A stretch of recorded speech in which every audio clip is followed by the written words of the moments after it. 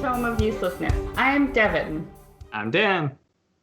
And today, for our quarantine special, we're going to talk a little bit about Tiger King, which I have seen and Dan has not. Yeah. So, what have you heard about Tiger King, Dan? I don't know very much. I know it's on Netflix. I think it's a series, and that there's someone who owns some tigers, and I think that there's And he's the king. and he's a king, and it's like a couple, and then there's like a hitman and a potential murderer in there somewhere, and that's it. That's all I know. So, do you remember John Oliver's piece about third-party candidates? A little bit. Not very detailed, though. Do you remember there's one part where, because he mostly focuses on Jill Stein, that libertarian dude. Yeah. But then he also talks about some weird third-party people, and one of the people that come up is Joe Exotic. Yes. Do you remember that at all? I remember the name, but not, like, details. So Joe Exotic is the Tiger King. Right. Wait, does So he live in, like, guy, Florida? Oh, I feel like he doesn't. Okay. But he should. Yeah. I can't remember where. I know one of the tiger people they talk to lives in Florida. Okay. Okay, so anyways, it's mostly about him. So I'm going to start off by saying that I did not enjoy this series. How many episodes are there? Sorry. I don't know, like 8 or 10 or some shit. I don't know. Doesn't matter. Okay. I watched all of them, but I regret giving my one watch as a download number. Around what episode did that happen? Feel about like the midpoint, but I wanted to see it through because so many people like this show that I thought maybe there'd be a turning point for me. Yeah, like there's a lot of buzz, of course, around it. Yeah, and it's got me torn because I don't want to come across as like a hipster that's like, I don't like the cool thing because it's cool. Yeah. And I don't want to like, especially right now when people are in quarantine and they're like depressed and anxious and they're just grasping onto anything that makes them feel better. I don't want to like shit on the people that really like the show. I don't feel like it should have been made, and I don't feel like Netflix should show it. Right. Yeah, I was gonna say your criticisms are about the show, right? Yeah, but I mean, it's like people might listen and think, "Oh, she's criticizing me for liking it," and I'm like, not really, but I think it's. I don't like it because I feel it's very exploitative of the animals, and that these crazy characters make it seem like it's okay that's happening. And I don't know what a better solution would be. So I'm not like, like I'm not like try not to sound too hypocritical. But I really didn't like it. I didn't like that I downloaded it. And if somebody listens to this and they haven't seen it and they were like on the fence, I would say don't watch it, especially if you get sensitive about that kind of thing. No, I was about to ask. So what happens? Okay, so there's all of the stuff with the animals is like the background in the show. That's definitely not the focus. So I'll tell you about what happens in the show, but you kind of have to keep in mind that as all of this is going on, all of these, like big cats like tigers and lions and other exotic animals are in cages that are too small, in climates that are wrong for them, and they're being not fed the appropriate kind of food. For example, Joe Exotic feeds them expired meat that he gets from Walmart. Oh. but the Walmart's throwing it out, so they like kind of donate it to him, and that's what he feeds them. Okay. So I feel like the tigers need they need better nourishment than like expired chicken from Walmart, personally. Sure. I mean, I'm no tiger expert, but doesn't sound good. What? Yeah, so it's just like just keep in mind that all this is going on in the background. Right. So that being said, let me set the stage for the people that are involved in this train wreck. So our main person that the show mostly focuses on is Joe Exotic. Joe Exotic has a zoo where he has big cats. He started off kind of touring and doing like magic shows and malls with it. And then an activist and her husband, who become a player later on, kind of stopped them from doing that. So he opened a zoo. Oh. And he charges very large sums of money for people to come and spend time with the animals. And he also breeds the tigers because people will pay big bucks to pet like tiger cubs and play with tiger cubs and get their pictures taken with them. Right. So as they like age out and get too expensive to raise, sometimes he sells them, like he'll sell them as cubs to people as pets, and other times he puts them down. Oh. With like a gun and buries them in the yard kind of thing. Oh, that's even worse. And I was gonna ask, is this like, do you need some kind of state licensing to have a tiger zoo? So apparently there is no federal law banning the ownership of big pets, like big cats, but there are like state legislation. So I assume the state he's in, it's okay for him to own the cats, but he does, spoiler alert, end up going to jail because they found out that he's been like killing healthy tigers.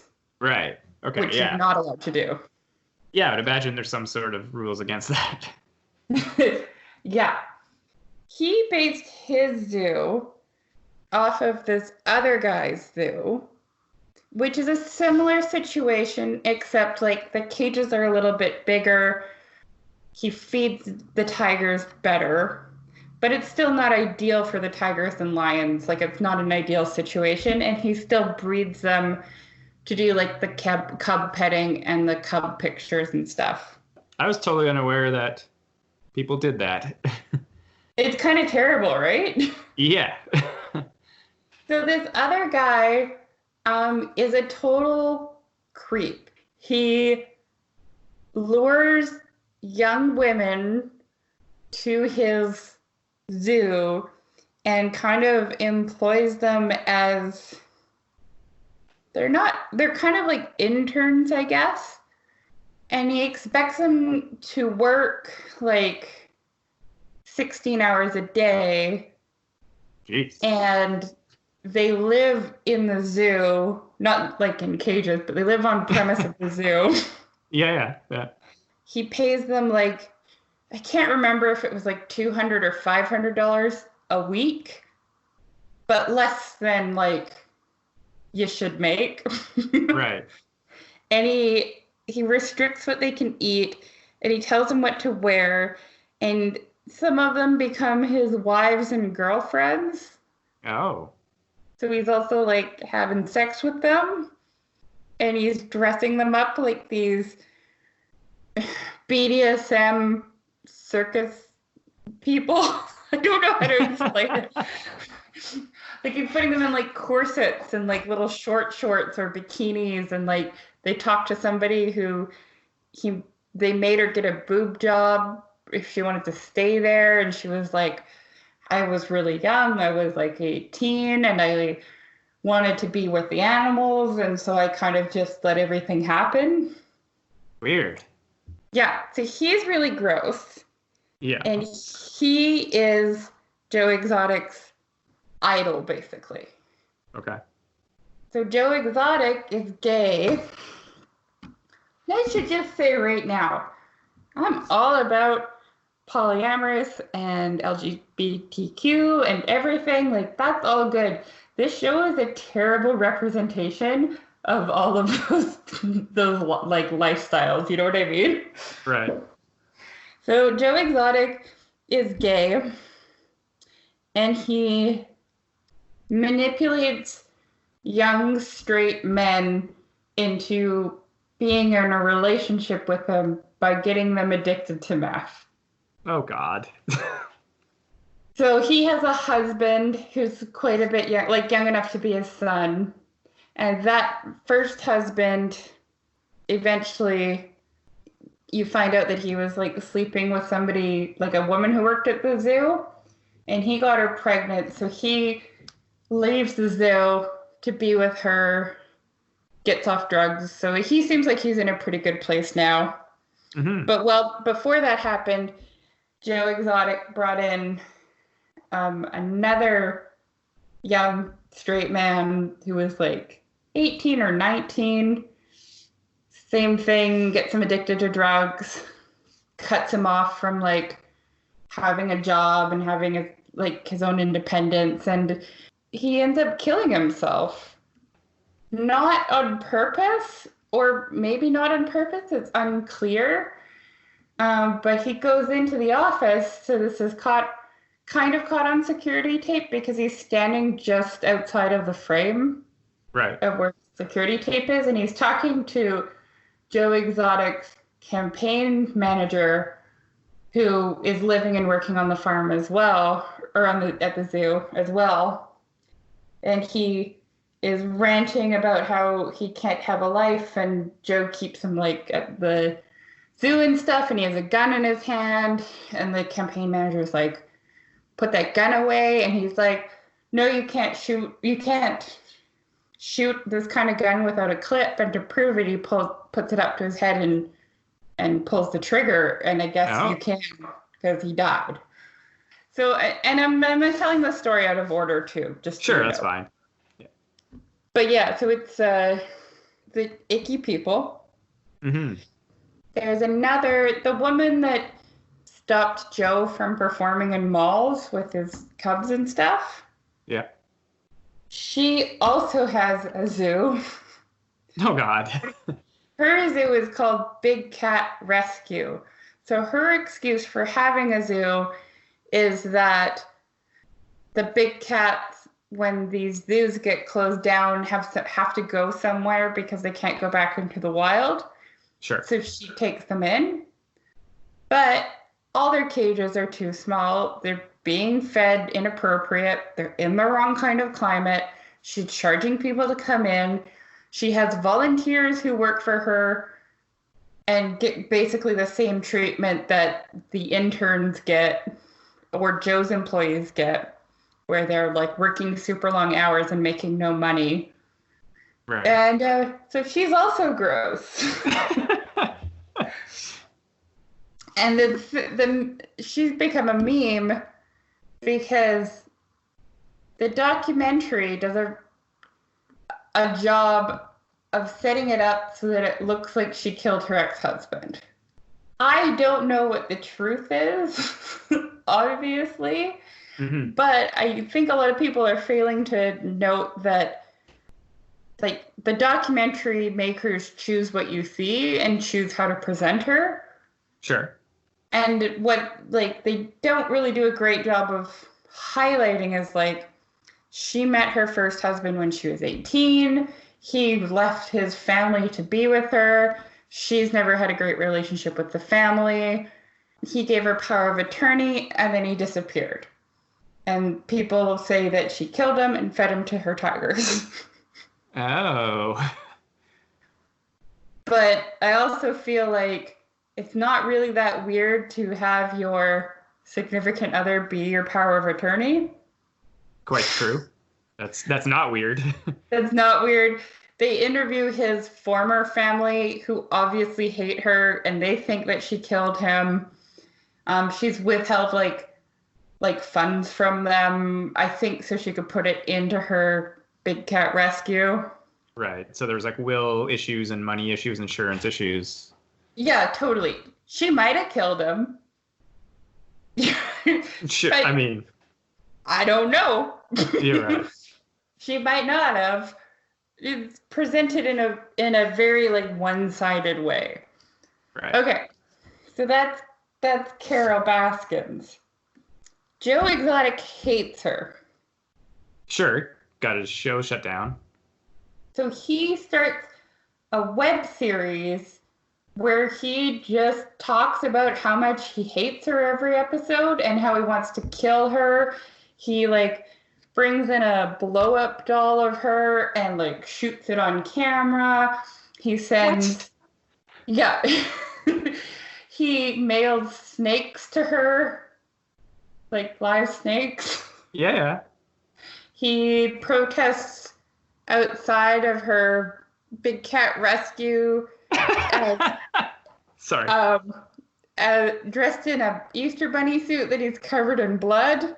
Sure. Because she had somebody posted a Facebook picture of a rabbit that they fed to the animals, I think. Right. I mean, I'm a little blurry on that one. Yeah. I mean, and again, sorry, I'm no law expert, but I'm pretty sure you're not allowed to do that. Like, threaten people all the time. Oh, she sues him? Okay. She sues him, which, one of the other things he did was, her zoo is called Big Cat Rescue. So he does a thing called Big Cat Rescue Entertainment and basically has the same logo. Trademark laws. She uses him for all kinds of things. Yeah. So he decides that the way to like avoid getting sued is to just not have assets in his name. Okay, yeah. So he put the assets in his mom's name and like his hydro bill and like all that's in his mom's name and all his cars. So they sue his mom. Which then makes him more rage-filled in his like weird web series about her. Sure. He also is like a country music singer, but then it turns out that it's not actually his voice. He like hires people, but he does these music videos. And like one of the songs is about how Carol killed her husband and fed him to the tigers. Oh. And in the music video, he gets a doppelganger for her to dress like her and feed meat to tigers. Damn, this is such a train wreck. These people are terrible. So that's all going on as well. I'm going to pause that for a second and come back to it. Okay. A couple other bad things about Joe Exotic and that I didn't like about the show.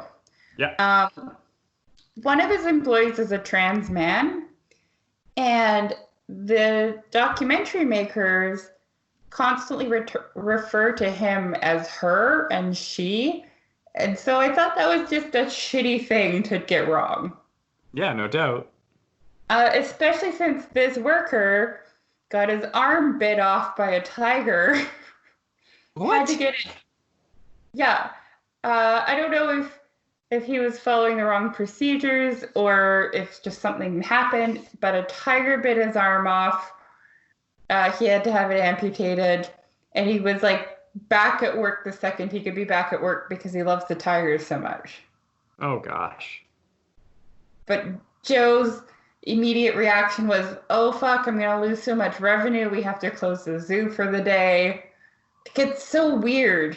It's so weird how he's accumulated all these like kind of trailer trash, but also genuinely kind people who love the animals and has manipulated them into working for so little money that some of them used to steal the expired meat from, or to take home the expired meat from Walmart that was supposed to go to the tigers because they couldn't afford groceries. Yeah, it's like I was going to save this till the end, but this is also a good point. I feel like that there should be a rule that it's like if you're going to open some sort of zoo, you have to have some sort of training in animal husbandry or something. You know what I mean? Right? Oh my God. There's a part, I actually cried in the documentary because there's a part where a tiger gets born and he pulls it underneath a wire, like the wire fence, pulls it out from its mother under the fence so that people can get a picture with a baby tiger that's less than an hour old. God damn. Yeah, it's so heartless, right? So that's one of his employees. One of his employees has 2 amputated legs, like from the knees down, because he had a zip line accident that didn't get taken care of, I guess because he didn't have health care, and he would continue to walk and work on a like busted ankle, or I didn't quite catch what happened, but anyways, he ended up getting both of his legs amputated. Unrelated to tigers, I guess, but right. He was so dedicated to the tigers that he let that injury get bad enough to amputate. Okay, so we're going to put that aside. Joe goes into debt. Sure. Because he owes Carol all this money. So he needs like an investor. So this rich guy comes out of nowhere. He's got like a Ferrari and a Range Rover and a pretty wife that he has an open marriage with, and he's always in designer clothing. Goes into business with Joe and gets Joe to sign the zoo over to him because he says it'll stop Carol from suing him. Right, like they were doing with the mother scheme. Yeah, but then it turns out that he has no money whatsoever. The mansion he lived in was rented. The Ferrari he drove was like leased. Yeah. But he kind of starts this scheme where like he'll take tigers to Vegas and use them to get girls to come up to his room and stuff. I don't know. Wait, he's just taking a tiger to Vegas? Yeah, he said he'd like in the back of a pickup truck? No, he puts baby tigers in his suitcase and then he brings them up through the lobby that way. Right. Okay. Sorry, I was picturing a full-grown tiger, not a baby tiger. I got you. A full-grown fucking tiger. Yeah, I mean, we could just try to be like, I'm part of Siegfried and Roy's act or something. I don't know. This is a new tiger for them. Yeah. He's like an asshole and he's got this wife and then they hire like a sexy nanny. That's kind of beside the point, but the internet wants to talk about the sexy nanny, so I mentioned her. He gets in trouble with the law for a scheme that he fucked up. Sure. And goes to jail, and when he's released from jail, they're like, you can't do anything else bad. Right. Because you will be in trouble. And when he gets back, he finds out that Joe has been mismanaging his campaign funds in enough of a way that it would mean jail time, basically. So another person who I can't remember what his deal was, but he was like this annoying guy. He gets in touch with the feds about Joe because they want to put him away. And he puts the faux millionaire in touch with them, and he's like, I know he's doing illegal stuff. If I help you catch him, will you make sure that I don't go back to jail? Right, because the assets are still in his name or whatever, right? So. Yeah. Right. And they're like, yes.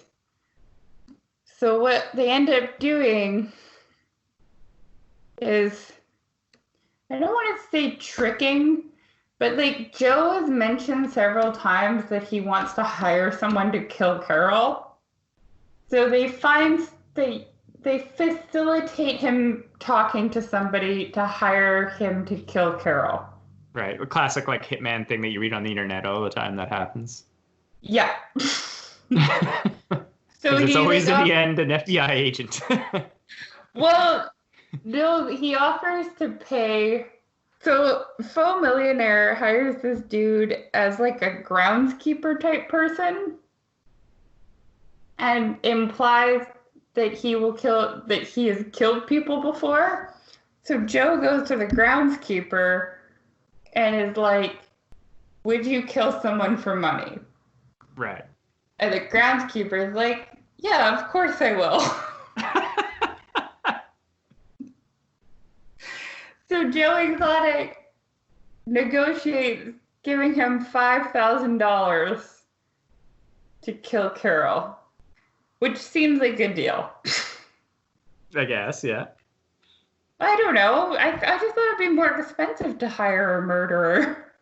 Oh, I totally agree, but you're paying for quality. You're getting what you pay for. So clearly the groundskeeper, he's on the low end. So he leaves the state to go to whatever, I think Carol's in Florida or something. I don't know. Leaves the state, chickens out, and goes on a bender. Wait, so the groundskeeper was literally going to do it? Yeah. Oh, so it wasn't a plant? I think he was, but I don't think he knew he was. That's what I was about to say. Yeah, he didn't know he was a plant? Yeah. Okay. Yeah, so he leaves to go do it, chickens out, and goes on a bender. There's another step in there I can't remember. Meanwhile, Joe gets arrested. They find the dead tigers. They give him like a life sentence or 30 years or something like that, right?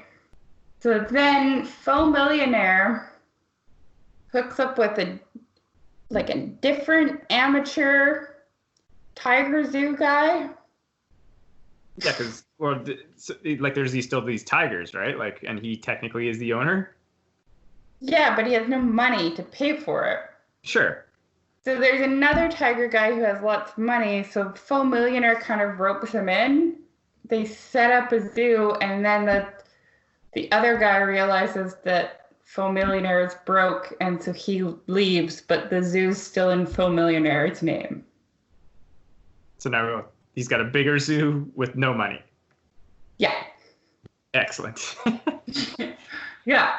And that's kind of where it ends. Joe's in jail. Mm-hmm. Carol is out of jail, but she's happy because Joe's in jail because Joe was trying to kill her, I guess. Wait, why did she go to jail? No, she's out of jail. No, but why did she go? She's not in jail. No, but so she never went to jail.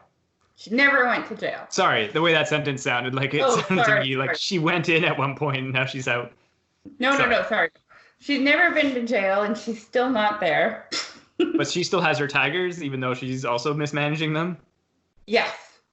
Great. And then a creepy guy that was Joe's idol still has his tiger farm. Everybody still has a tiger farm.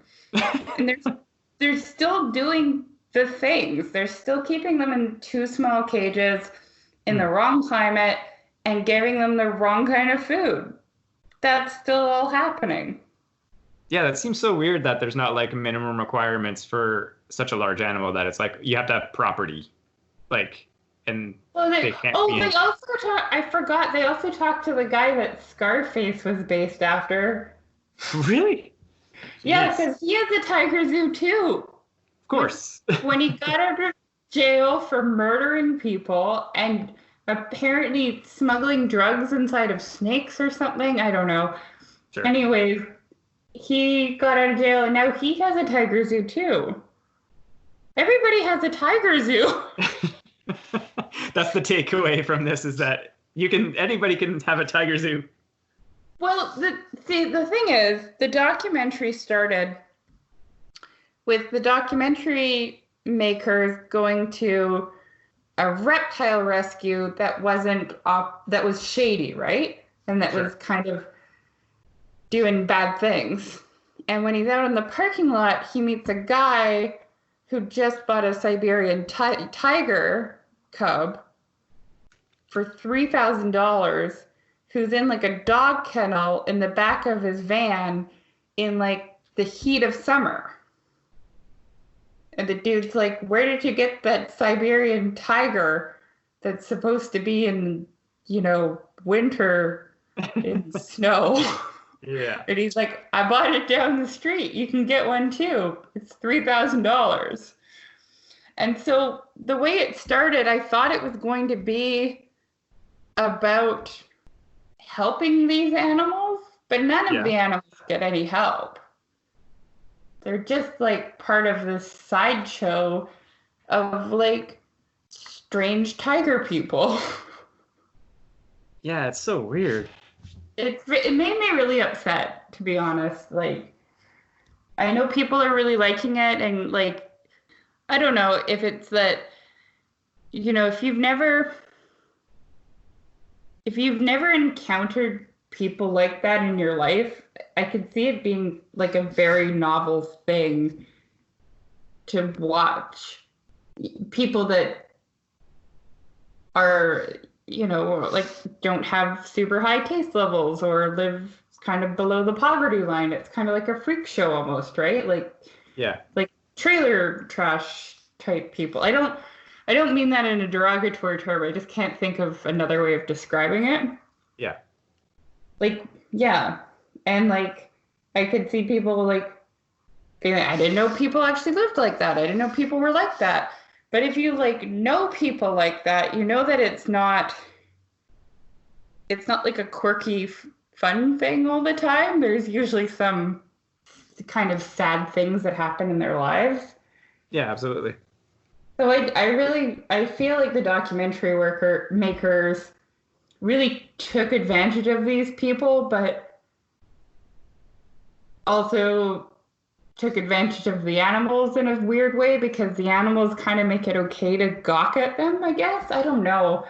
I don't know what my thesis statement is for this podcast, but the show bothered me.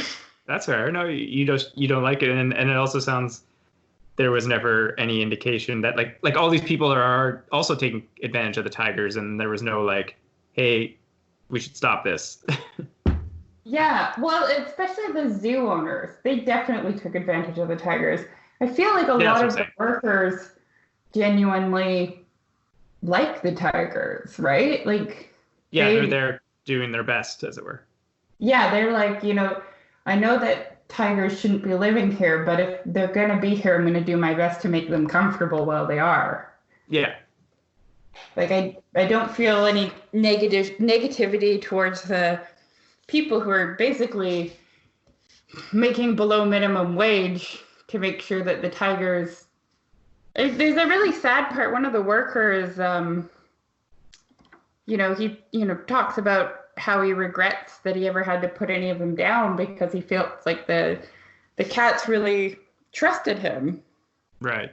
And then he'd be the one to like bring them away from the other tigers so that he could kill them, right? And because like Joe never did his own dirty work. Well, that's what I was saying when people are like it's like the owners that are taking advantage of the tigers and these workers, and they're making them do these terrible things. It's total cult behavior. Oh, totally. It's very culty. Like I've seen a couple, I haven't watched too many yet, but I've seen a couple like YouTube videos and articles come up that are like, hey, these people are running cults. Yeah, no, as soon as you just it's described and it's like, yeah, isolating people from their things and using drugs and manipulating people, that's like all cult behavior.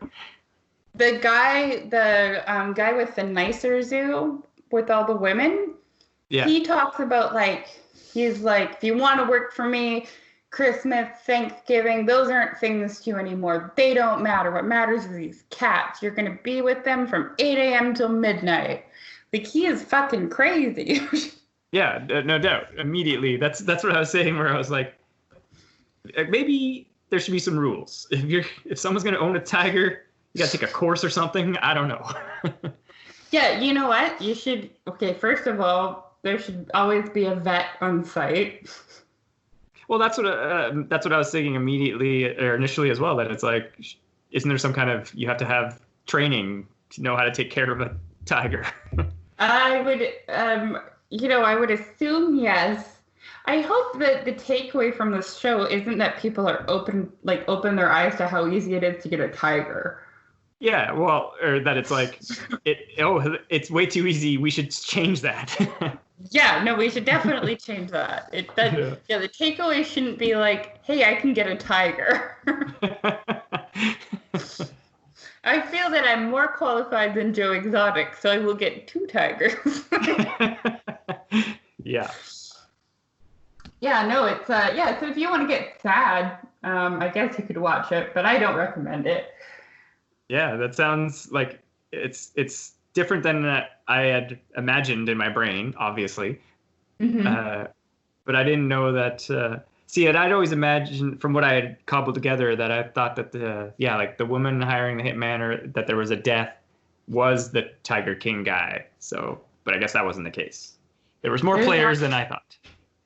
The memes make it seem like Carol Baskins is a crazy woman who killed her husband, and that's what the show is about. And Joe Exotic is this like good guy, but it's not the case. They're all terrible people, and they treat animals really badly, and they treat other people really badly too. Yeah, absolutely. That's what it is. Well, I'm glad you're out there clarifying it for us, Devon. I felt like I needed to say something because everything I hear about it is like positive feedback. And it shouldn't be. It should be all negative because it's not just a bad show in that it makes you sad about that people like this exist.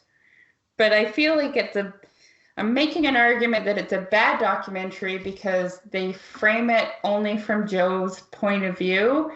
And when they manipulate the footage to do what they want it to do. I don't feel like it's a very truthful look into what happened. Fair enough. Ha! Yep, that's it.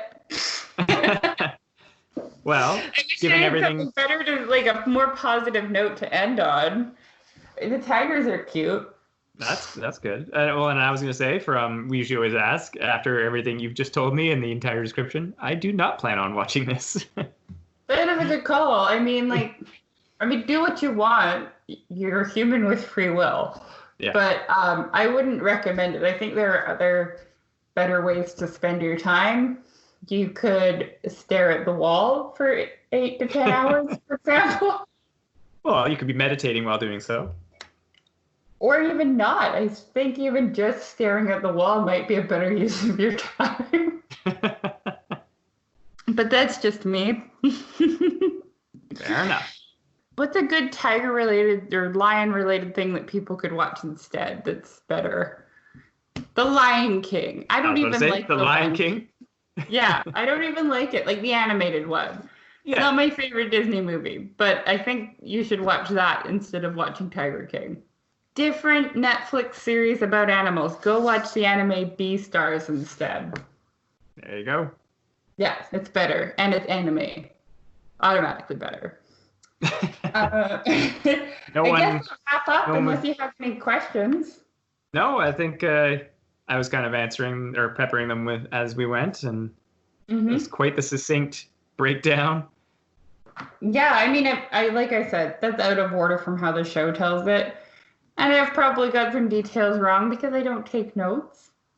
No, that's fine. But overall, that's the vibe of the show. It's a bad vibe.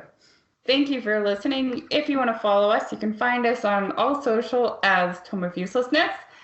We have a website, tomeofuselessness.com. You can email us and tell me how wrong I am and why the show's actually good. tomeofuselessness@gmail.com. And that's it. Anything else, Dan? Stay safe and thanks for listening. Yeah. Bye.